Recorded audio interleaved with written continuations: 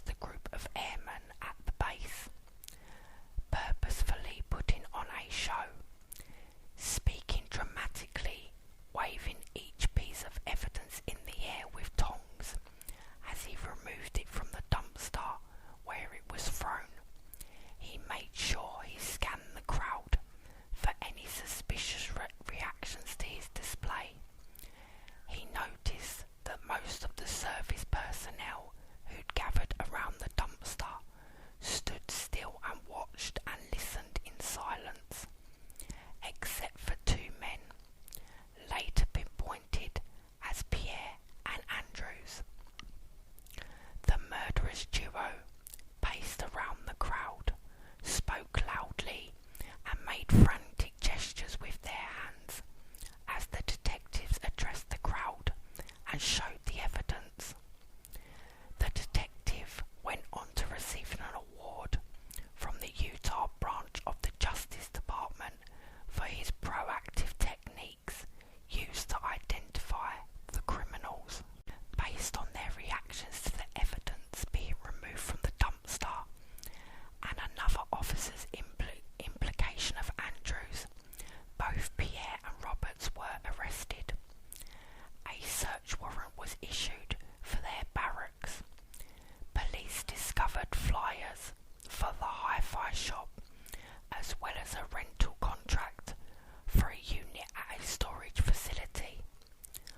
After the issue of another search warrant, they were able to search that storage unit and found equipment taken from the hi-fi shop, which was identified via serial numbers. They also recovered a half-empty bottle of Drano. With the abundance of evidence against them, Pierre and Andrews were charged with first-degree murder and aggravated robbery.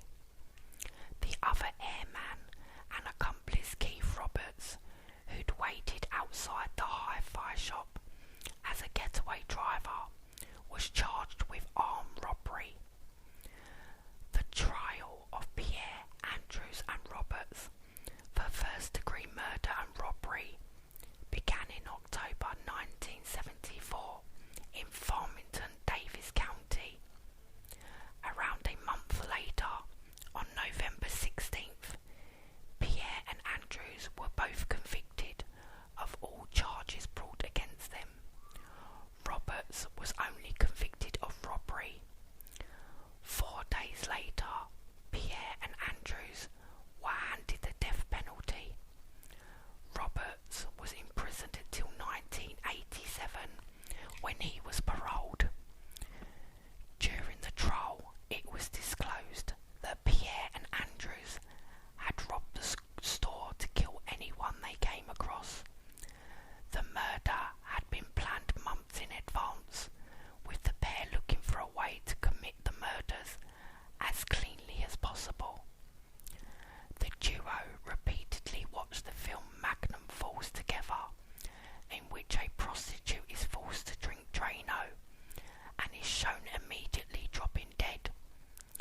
This triggered a bleak light bulb moment for the killer pair, and they decided that this would be quiet and clean enough to suffice as their method of murder for their upcoming crime. The star witness for the prosecution was survivor Orrin Walker, and his testimony helped seal the fates of Pierre and Andrews. The police report stated that 6 black men in 2 vans committed the robbery. Roberts and another of the men remained with the vehicles. 2 others who were there to load the vehicles